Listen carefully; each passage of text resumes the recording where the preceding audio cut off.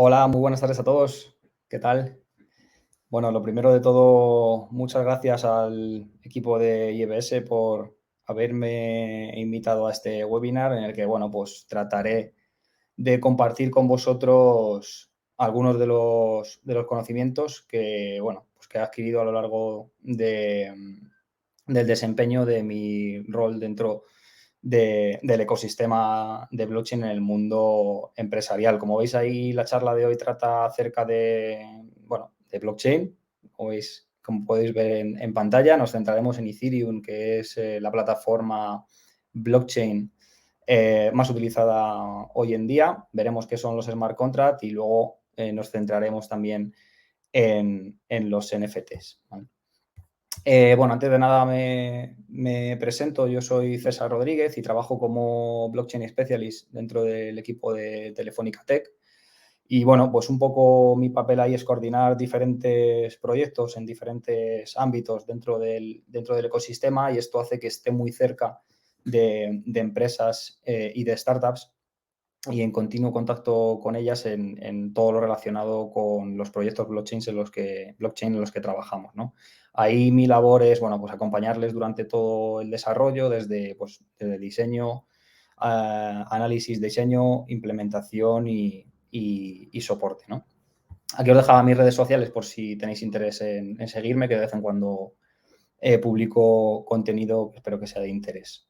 Bueno, como comentaba, vamos a ver una pequeña introducción a qué es blockchain. Luego nos centraremos en Ethereum, veremos en qué consiste la tokenización y luego haré una pequeña demo en directo para que veáis cómo se puede emitir un NFT desde cero, ¿vale? Y a bajo nivel.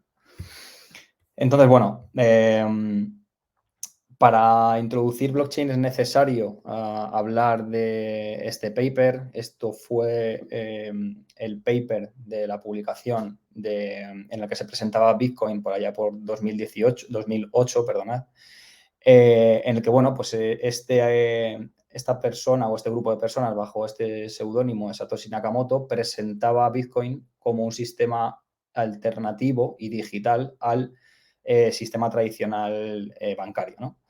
Esto fue completamente revolucionario, ya que, pues bueno, la principal ventaja que aportaba es que no se necesita ninguna entidad central ni ninguna entidad intermediaria para validar el estado y el funcionamiento del sistema. Esto quiere decir que yo no tengo que pasar por ninguna entidad central si quiero haceros una transferencia a vosotros de, por ejemplo, un Bitcoin, ¿vale?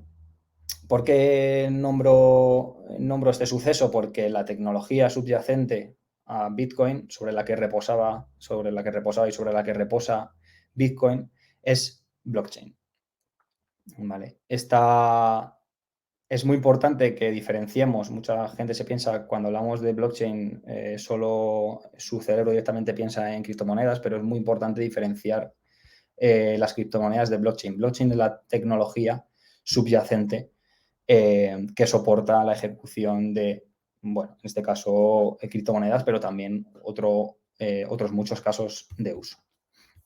Siempre me gusta comenzar también por este pequeño esquema en el que podemos observar tres gráficos. El primero de ellos es, digamos, una imagen de la centralización.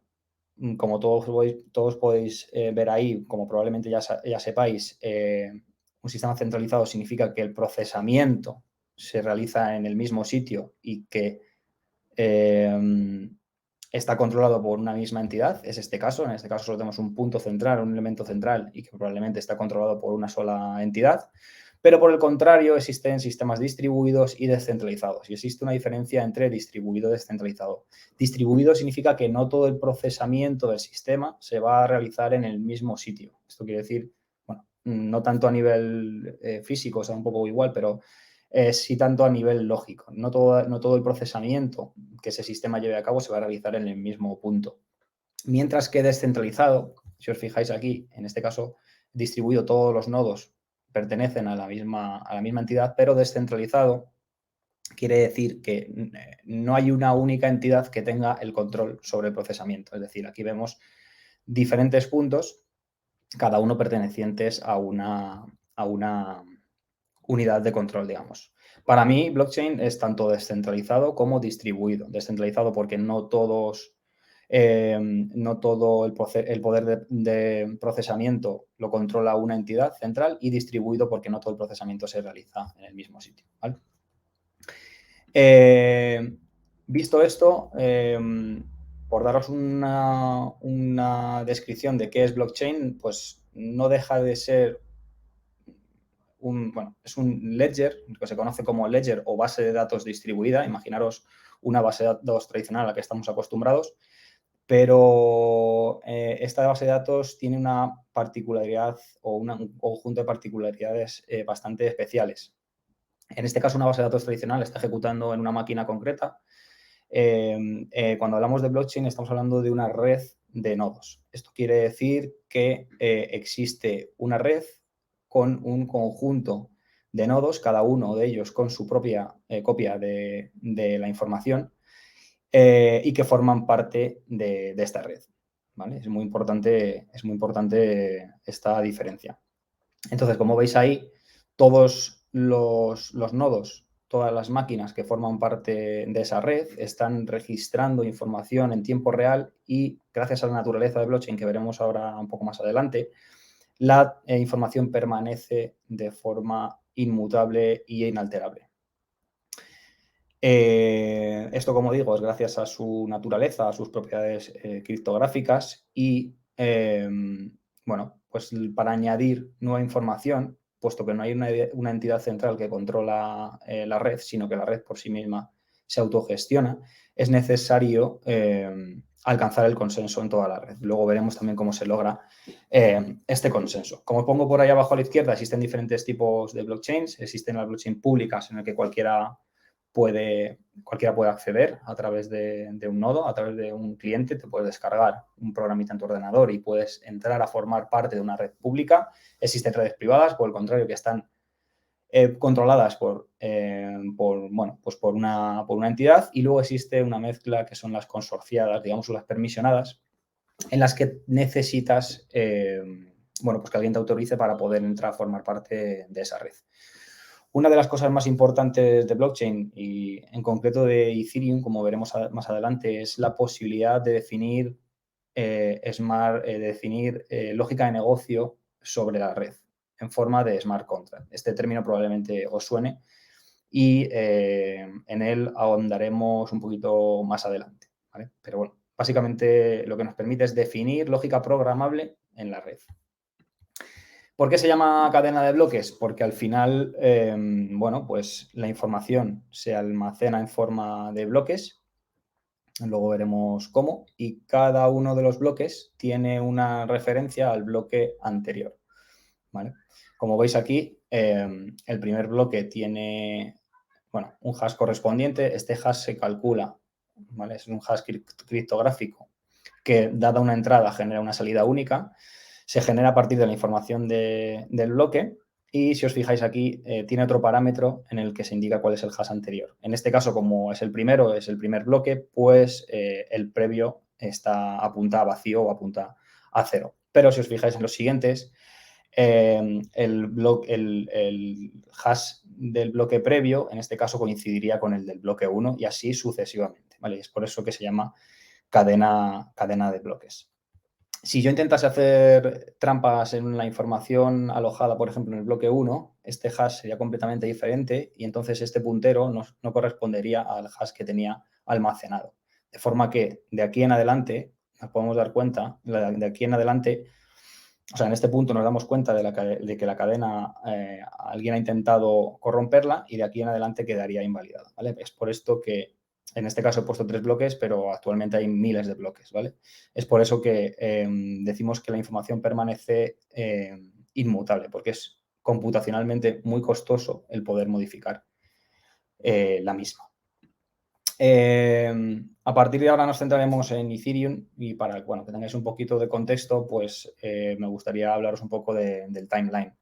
Os he comentado que Bitcoin nacía en 2008. En el caso de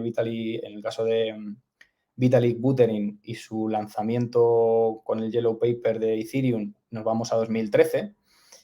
Bueno, pues Vitalik era un entusiasta de la tecnología y publicó ese white paper en el que bueno, pues presentaba Ethereum, ¿vale? Que es es una plataforma equivalente al Bitcoin, pero con bastantes diferencias que iremos viendo. Tras esta publicación empezó a ser muy mediático y bueno, pues por ese entonces conoció a este otro chico de aquí, a Gavin Wood, y bueno, pues entre los dos formaron la plataforma de Ethereum. Ahí por 2014 empezaron el crowdfunding, en el que vendían pues ciertos tokens empezaron a vender Ether, que es la criptomoneda nativa de Ethereum, para poder financiarse. En 2014 lanzaban Solidity, que es el lenguaje de programación de los smart contracts dentro de Ethereum. Luego veremos un poco más sus detalles, pero básicamente es el lenguaje de programación que nos permite comunicarnos con la red a través de smart contracts. En 2015 se minó el primer bloque de lo que se conoce como la red principal de Ethereum, ¿vale? Y bueno, pues desde entonces hasta 2021 Ethereum ha cogido mucha popularidad, se han ido sustentando sobre ella la mayoría de casos de uso en el ecosistema blockchain. También hemos tenido un montón de actualizaciones del protocolo de Ethereum para mejorar problemas que había, incluso añadir nuevas funcionalidades. Pero digamos que el cambio más importante ha sucedido hace poco, en concreto el 15 de septiembre de 2022, en el que se ha producido una actualización del protocolo de consenso de Ethereum que hace que sea mucho más, digamos, mucho más eficiente la ejecución de la red, como veremos a continuación. ¿Qué es Ethereum? Bueno, pues Ethereum es una plataforma blockchain o red blockchain, llamarlo como queráis, pero es pública y open source. Esto quiere decir que todo lo que se aloja dentro de Ethereum es completamente público. Cualquiera podemos entrar a formar parte de Ethereum y es open source porque cualquiera también podemos entrar a formar parte de su desarrollo y podemos empezar a lanzar propuestas para mejorarlo, ¿vale? Tiene más funcionalidad que Bitcoin. Para que notéis la diferencia, ¿vale? Yo en Bitcoin lo que puedo hacer es puedo hacer una transferencia de un Bitcoin, por ejemplo, a cualquiera de vosotros. La diferencia principal con Ethereum es que en Ethereum también puedo transferir un Ether a cualquiera de vosotros, pero cuando se cumpla una serie de condiciones si quiero. Esto quiere decir que, por ejemplo, podría transferiros cierto balance cuando, por ejemplo, pues alcanzase el día 15 de cada mes, por ejemplo, o si yo tuviese un balance, si superase el balance de 5 Ether, por ejemplo, también podría realizarse esa transferencia de forma automática. Lo que quiero que veáis aquí es que podemos definir lógica. Eso es una lógica muy sencilla, es decir, 15 de cada mes realizar una transferencia, pero podemos implementar la lógica con la complejidad que queramos, ¿vale? Como podéis observar ya, esto ofrece muchísimo potencial. Es lo que os muestro ahí, que permite ejecutar lógica de negocio en forma de smart contract y, bueno, pues veremos cuál es el potencial de estos smart contracts, ¿vale? Puesto que es una plataforma blockchain, se trata de una red con un conjunto de nodos. Esa red tiene un estado global en el que, bueno, pues se almacena toda la información de la red. Tenemos unas reglas específicas de validación. Esto es lo que se llama algoritmo de consenso, que lo que básicamente permite es validar y fijar nueva información en la cadena, ¿vale? Como os comentaba antes, cada uno de esos nodos tiene una copia idéntica de la cadena de bloques, una copia idéntica de esa base de datos descentralizada y distribuida, y para alcanzar el consenso es necesario que toda la red esté de acuerdo. No toda la red, pero sí la mayoría, al menos el 51% de la red. Si queremos añadir información nueva, debe estar de acuerdo al menos al 51%. Algoritmos de consenso hay un montón. Probablemente habréis escuchado el término de minería, ¿no? Los mineros. ¿Quiénes son los mineros? Bueno, los mineros son los nodos de esta red que se dedican a añadir nuevas transacciones. Imaginaros una transacción como un evento que llega a la red de Ethereum y modifica su estado. Por ejemplo, una transacción podría ser un intercambio de tokens de Ether entre yo y vosotros, por ejemplo. Eso es una transacción. Entonces, si queremos añadir esa transacción a la cadena, la red lo hace a través de los algoritmos de consenso. Son los mineros, los nodos mineros, los encargados de ejecutar este algoritmo de consenso. Vamos a tener en cuenta que estamos hablando hasta antes de la actualización que os comentaba del 15 de septiembre de 2022, ¿vale? Hasta ese momento existían los mineros. Después, y con el cambio de algoritmo de consenso, los mineros han desaparecido para empezar a llamarse validadores, ¿vale? Pero son dos conceptos diferentes. ¿Qué significa minar un bloque? Bueno, pues el algoritmo de consenso hasta el 15 de septiembre de 2022 en Ethereum era Proof of Work, esto quiere decir prueba de trabajo en español, y básicamente en lo que consiste es para añadir una nueva transacción a la red, el conjunto de nodos mineros lo que hacen es empezar a realizar un acertijo criptográfico con cierto grado de dificultad, ¿vale? Cuando logra conseguir el resultado de ese acertijo, cuando un nodo minero consigue el resultado de ese acertijo, comunica al resto, oye, yo tengo el resultado de este acertijo criptográfico, puedo añadir el bloque a la cadena. El resto de nodos lo comprueba que ha llegado el resultado correcto y si el resultado es correcto, se añade ese bloque a la cadena, ¿vale? Esto se hace así, el algoritmo es muy costoso computacionalmente para que nadie tenga el incentivo de hacer trampas. Es decir, si yo quiero mandar una transacción fraudulenta en la que digo que os he enviado 10 Ether, por ejemplo, cuando solo os he enviado 5, si quiero añadir ese bloque a la cadena, un minero tiene que gastar mucho poder computacional y por lo tanto mucha energía y por lo tanto mucho dinero en añadir esa cadena. Entonces no le saldría rentable porque además el resto de la red se daría cuenta.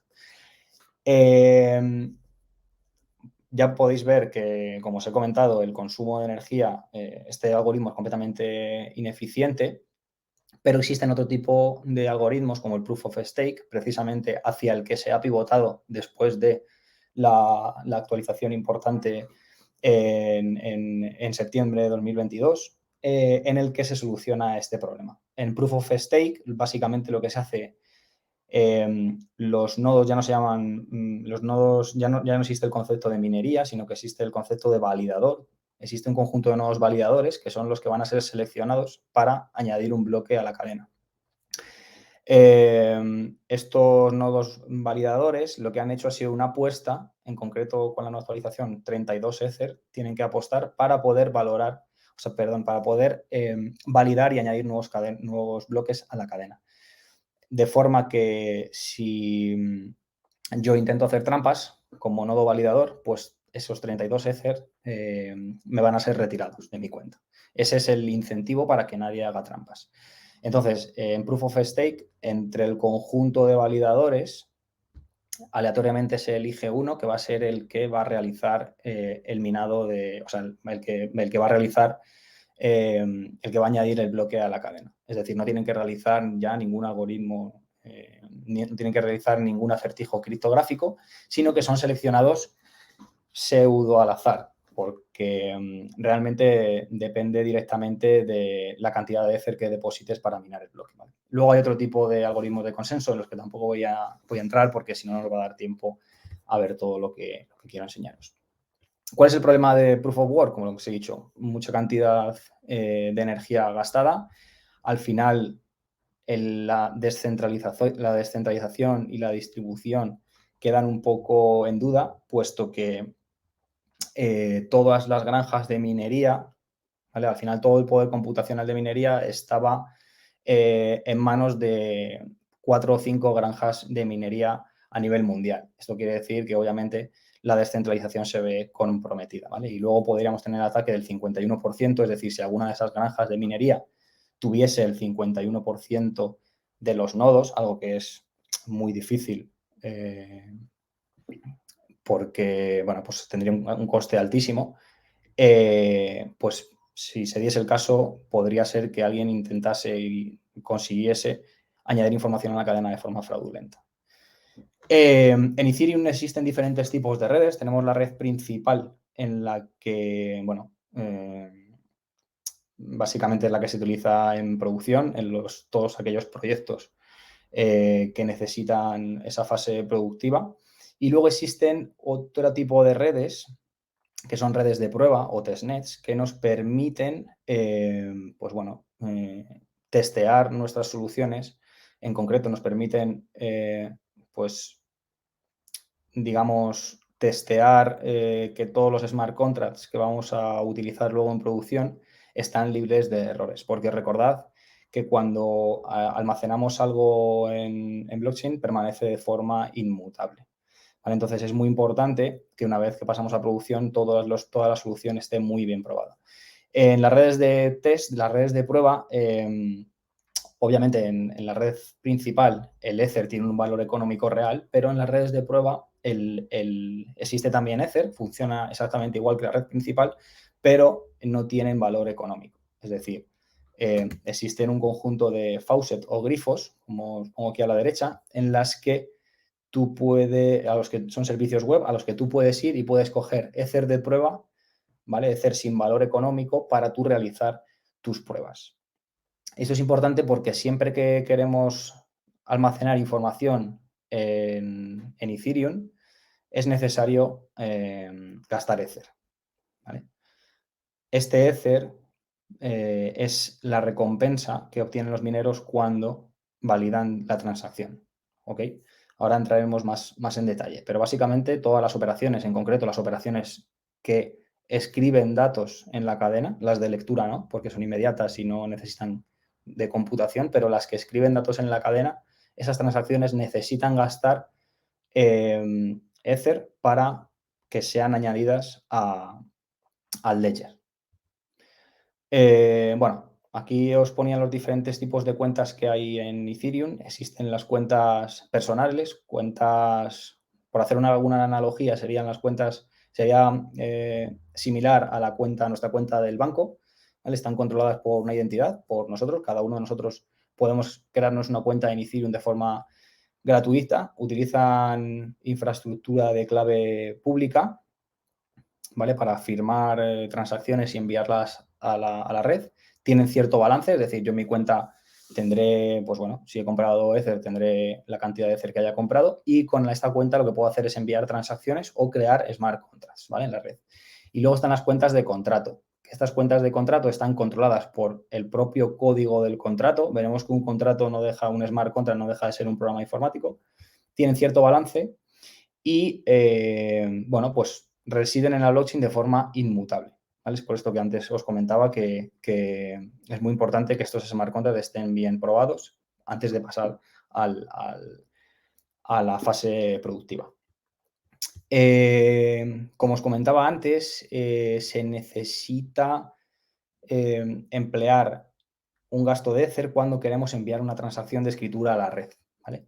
Y esto se hace en forma de gas. El gas se utiliza como la medida para dimensionar la carga computacional de ejecutar cualquier transacción en la red que consuma recursos. Esto básicamente quiere decir que si yo voy a almacenar información en la red y depende de la cantidad de información que yo almacene, voy a tener que pagar, ¿vale? Y si tengo que almacenar más información, voy a tener que pagar más. Esto se hace en gas porque el precio del Ether es muy volátil. Entonces, lo que hoy te cuesta, si una transacción hoy te cuesta 10 y el precio del Ether varía, mañana te podría costar 100. Entonces, por eso se utiliza el concepto de gas y se hace ese ajuste entre gas y Ether. Aquí os había puesto un ejemplo.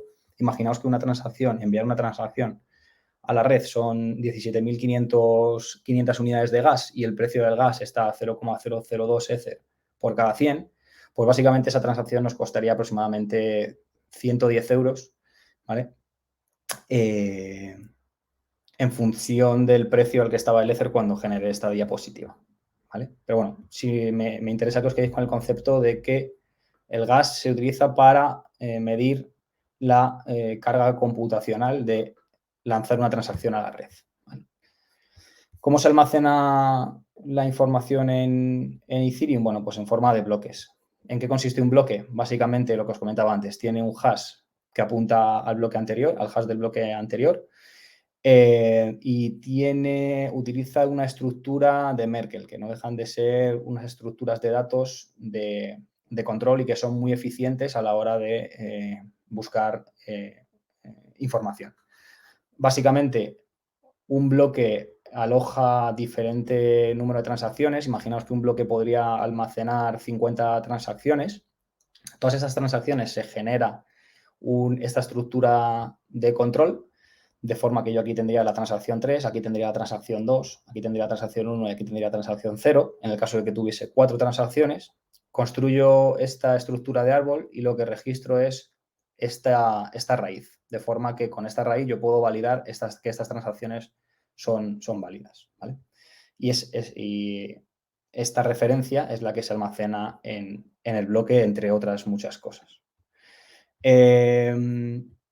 ¿Cómo funciona Ethereum un poco más a bajo nivel? Bueno, pues en cada uno de los nodos lo que se hace es ejecutar una máquina virtual como esta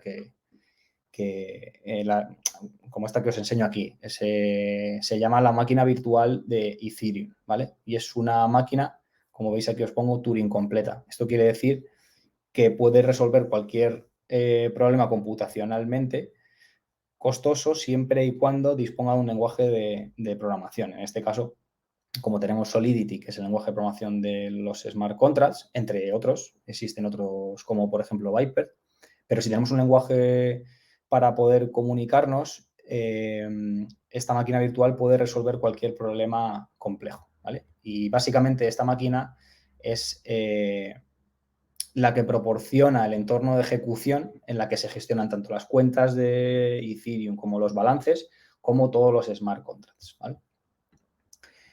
Básicamente, de un estado Ethereum en cada momento temporal tiene un estado. Imaginaros que yo tengo 100 Ether y vosotros no tenéis ninguno y os hago a 50 de vosotros una transacción, pues os envío un Ether, pues con todas estas transacciones que yo os he enviado, pasamos a un estado prima, en el que yo ya no tengo 100 Ether, sino que tengo 50 y 50 de vosotros tendréis un Ether cada uno, ¿vale?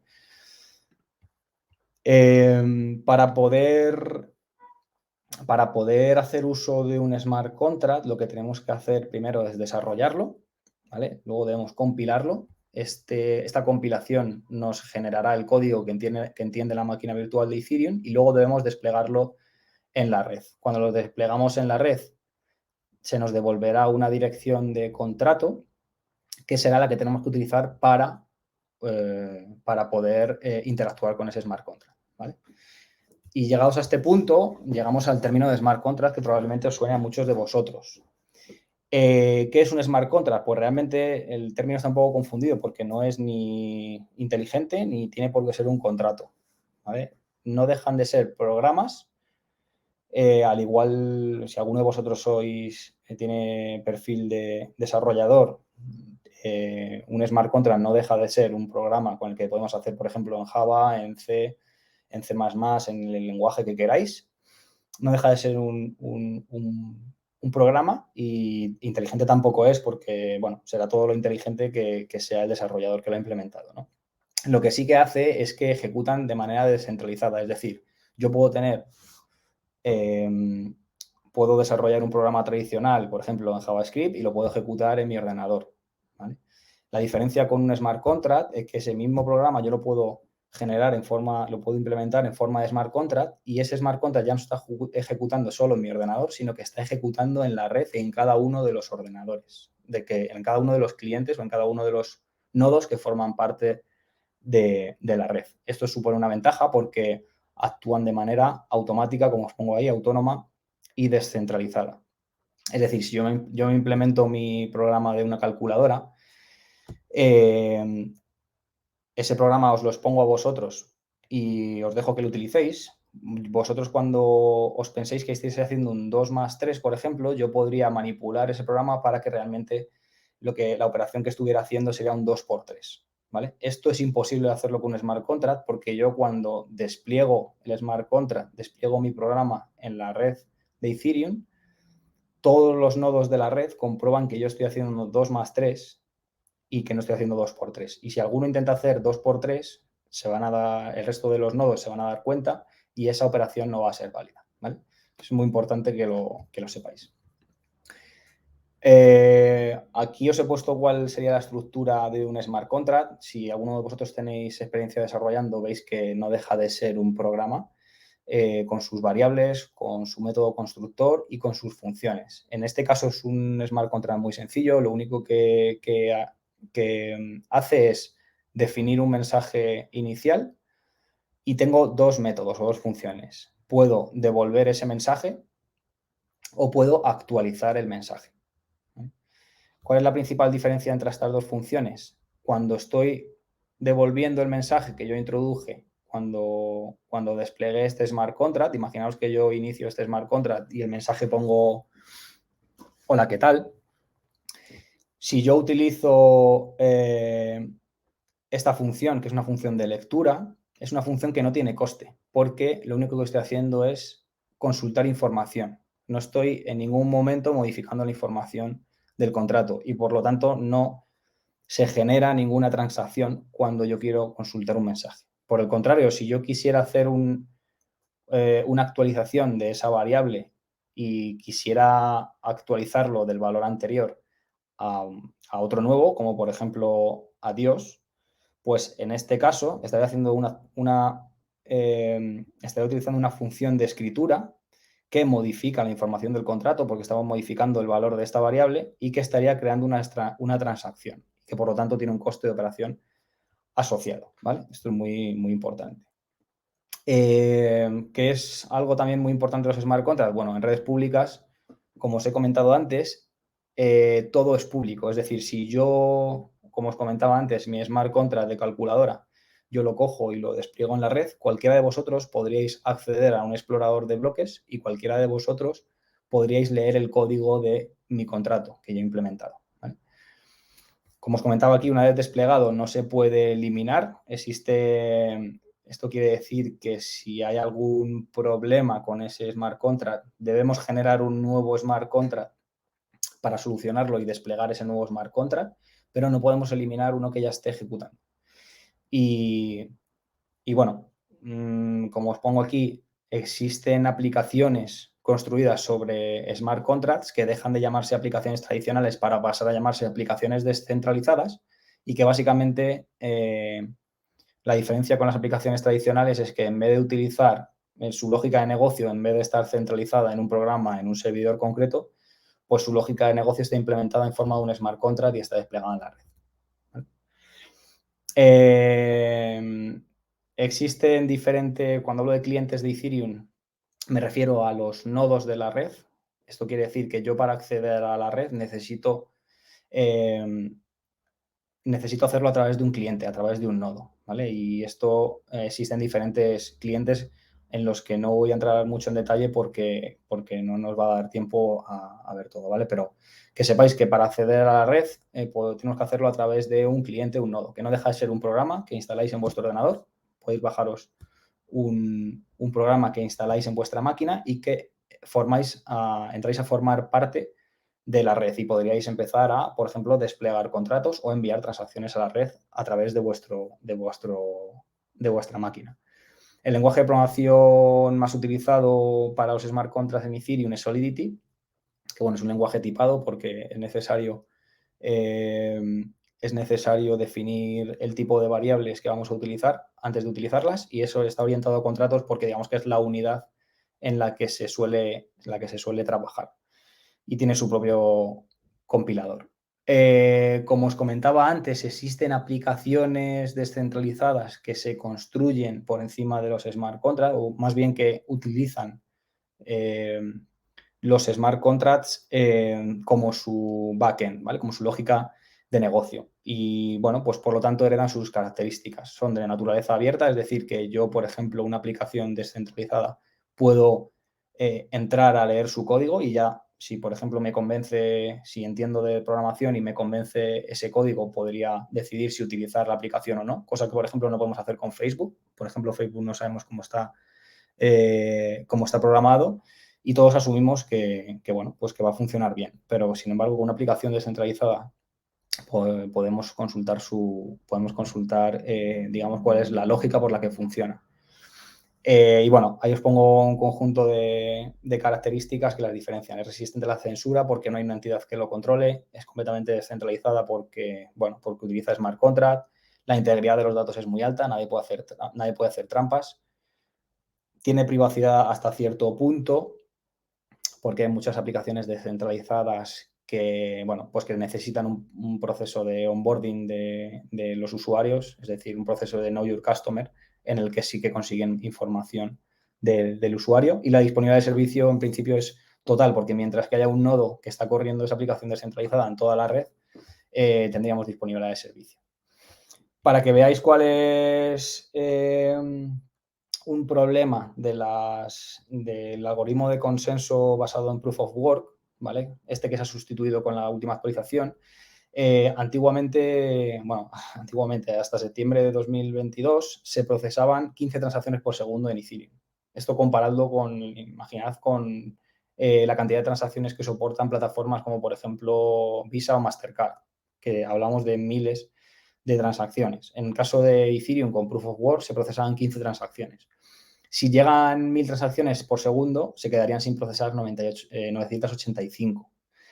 Si multiplicamos esto por un minuto, tendríamos casi 60.000 transacciones que se quedan sin procesar en un minuto. Y en una hora, pues, más de 3,5 millones de transacciones. Esto es lo que sucedió con esta aplicación descentralizada en la que, bueno, pues tú puedes comprar tu gatito digital, que es un NFT, un token con características especiales. Y bueno, pues al principio podría parecer una tontería, pero bueno, consiguió bastante popularidad y la gente empezó a comprar gatitos digitales como locos. Empezaron a generar muchas transacciones y consiguieron bloquear la red de Ethereum. Me voy a saltar cuál es la arquitectura de las aplicaciones descentralizadas porque quiero enseñaros un ejemplo práctico de un NFT. Y bueno, probablemente muchos de vosotros conoceréis cuál es el concepto de un wallet. Es el equivalente, digamos, bueno, wallet significa cartera o monedero y tiene bastantes semejanzas con lo que sería una cuenta corriente de nuestro banco, ¿vale? Básicamente es donde tenemos nuestras criptomonedas y con las que podemos generar, a través del cual podemos generar transacciones a la red. Y ahí os pongo los diferentes tipos de wallets que hay. Me voy a centrar en la tokenización para ver el caso que os quiero enseñar, ¿vale? ¿Qué es la tokenización? La tokenización lo que nos permite, como os pongo ahí, es generar valor digital transferible y que además podemos intercambiar en una red descentralizada. Esto quiere decir que podemos generar valor transferible de cualquier cosa que nosotros queramos y que además no necesitamos depender de una entidad que controle todo para poder intercambiar ese valor. ¿Vale? Podemos, como os pongo ahí, digitalizar cualquier cosa. Podríamos digitalizar dinero, patrimonio, cualquier idea que se nos ocurra, lo que sea. ¿Vale? Hay muchos casos de uso que no tienen ningún sentido y es lo que ha sucedido con los NFTs, que muchos de ellos no tienen ningún sentido, pero sí que es cierto que muchos otros casos sí que tienen una propuesta de valor por detrás muy firme y que produce interés para aquellos que quieran adquirirlos. ¿Vale? La ventaja es que la tokenización a bajo nivel se formaliza en forma de smart contracts y, por lo tanto, podemos tener una trazabilidad completa de todo lo que está sucediendo con los activos digitales. Esto quiere decir que, como la información es inmutable, pues si yo soy el dueño de un token y os lo transfiero a vosotros, en cualquier momento podemos verificar que yo era el dueño original y que en algún momento dado os lo pasé a vosotros y podemos localizar exactamente cuál fue el punto en el que os pasé, ¿vale? Bueno, las ventajas, ¿cuáles? Pues generar valor transferible en una red descentralizada, habilita nuevos mercados secundarios, no necesita el uso de intermediarios y simplifica los procesos porque ejecuta de manera autónoma. Y bueno, pues todas estas ventajas que os pongo aquí, ¿vale? Quiero ir un poco más rápido porque quería enseñaros el caso de un NFT. Existen diferentes tipos de tokens, ¿vale? Un token, están los tokens fungibles. Básicamente un token fungible es aquel que no se puede diferenciar el uno del otro. Esto quiere decir, por ejemplo, un Bitcoin es un token fungible porque un Bitcoin no se puede diferenciar de un Bitcoin, tienen exactamente el mismo valor, ¿vale? Existe otro tipo de tokens, como muchos sabréis, y que han tenido mucho boom en los últimos años, que son los tokens no fungibles. Esto quiere decir que cada token no fungible tiene sus propias características especiales y no hay dos que sean iguales, ¿vale? La principal diferencia es que, bueno, una de ellas es que aquí podemos dividir los tokens fungibles, pero un token no fungible no podemos dividirlo, ¿vale? Dentro de Ethereum existen diferentes tokens y la comunidad de Ethereum, recordad que os comentaba antes que es una comunidad open source, esto significa que cualquiera de nosotros podemos contribuir en su desarrollo. La comunidad define unos estándares por los que, bueno, pues si yo quiero desplegar un NFT, no tenga que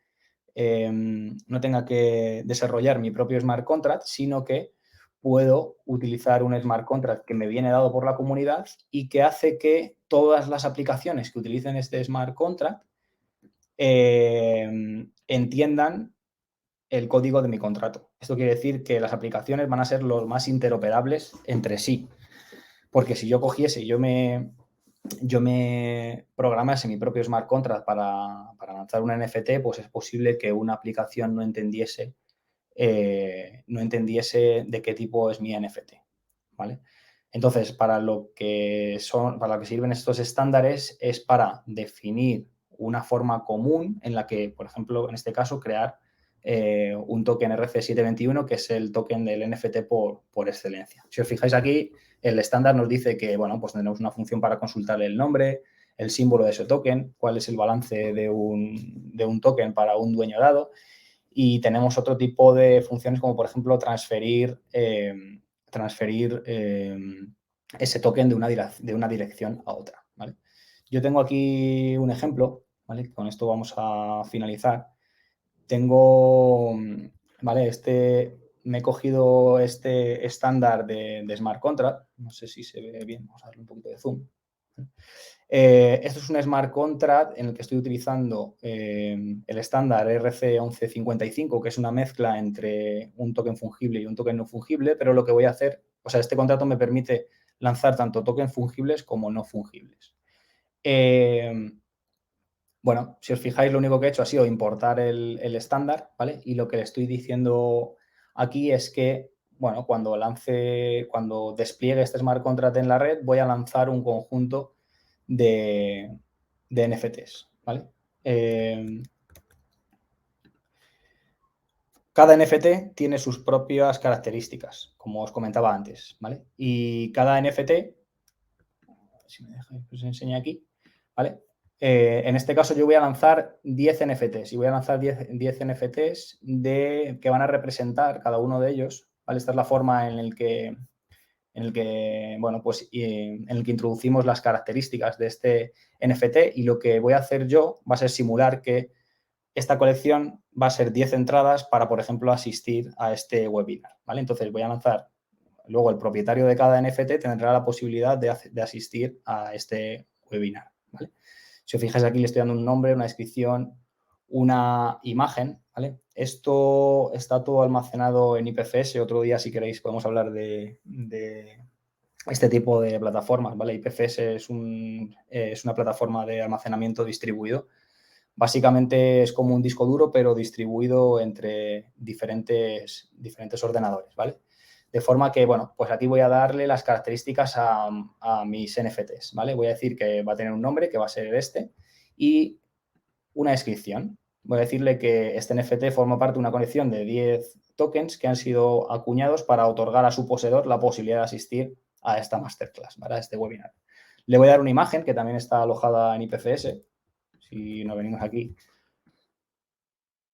¿Vale? He creado, esta es la imagen que va a formar parte del NFT y luego, bueno, pues otro tipo de atributos, como qué tipo de token es y el identificador. Como voy a generar 10 entradas, 10 NFTs van a ir del 0 hasta el 9, ¿vale?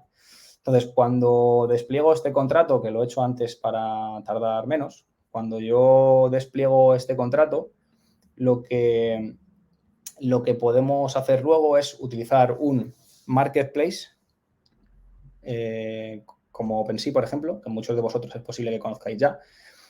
OpenSea es un marketplace en el que se listan, bueno, la mayoría de los tokens NFTs que están almacenados o que están, digamos, desplegados en redes basadas en Ethereum.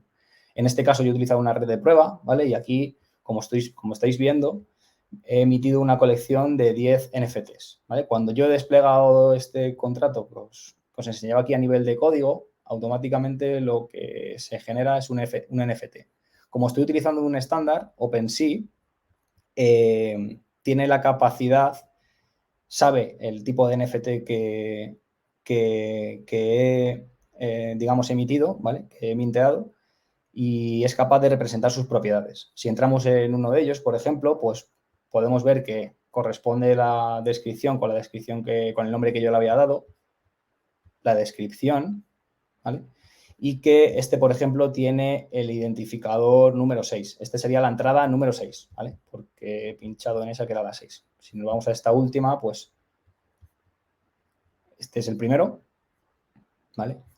Y este sería el último, ¿vale? Bueno, están desordenados, pero hay 10, ¿vale? Entonces, si os fijáis aquí, yo había puesto en sus propiedades, en sus metadatos, había puesto, por ejemplo, de qué tipo era, qué identificador tenía y qué fecha del evento, en qué fecha se iba a realizar este evento, ¿no? Aquí lo podemos ver, fecha del evento, el 11 de octubre, qué identificador es el número 6 y luego un token de tipo propiedad, ¿vale? Aquí podemos añadir las propiedades, modificando esa estructura, podríamos añadir las propiedades que quisiéramos. ¿Y qué podría hacer con esto? Pues podría venderlo. En este caso yo estoy en una red de pruebas, ¿vale? Y en este caso, este Ether no tiene valor económico, pero yo podría listarlo por un Ether, ¿vale? Y podría listarlo para que cualquiera de vosotros podréis acceder en esta red, eso sí, y pudierais acceder a comprarlo, ¿vale? Entonces, nada, bueno, con esto ya finalizamos, que creo que me he pasado 5 minutillos. Así que nada, estaré encantado espero que os haya resultado interesante y nada, estaré encantado de responder cualquier pregunta que pueda surgir.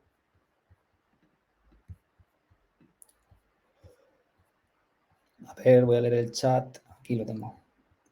Bueno, no sé si tenéis alguna duda que os pueda resolver.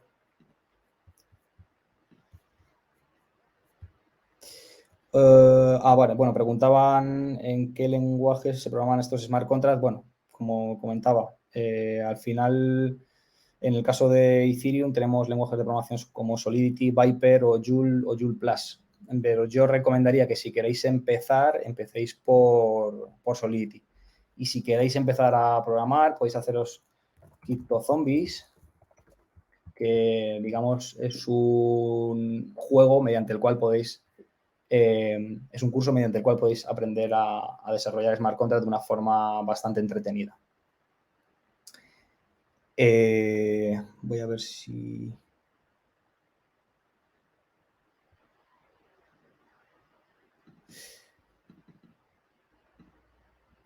comentaba José que no crees que con el cambio de protocolo de minería por validación se ha ganado en eficiencia, pero se ha perdido en descentralización.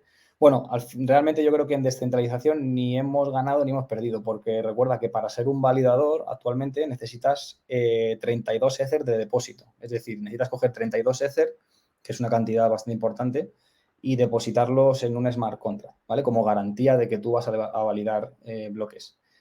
Antes, la mayoría de mineros estaban en granjas de minerías, en 4 o 5 granjas de minerías. Pero claro, ¿quién tiene 32 Ether hoy en día? Pues precisamente esos mineros que estaban antes minando.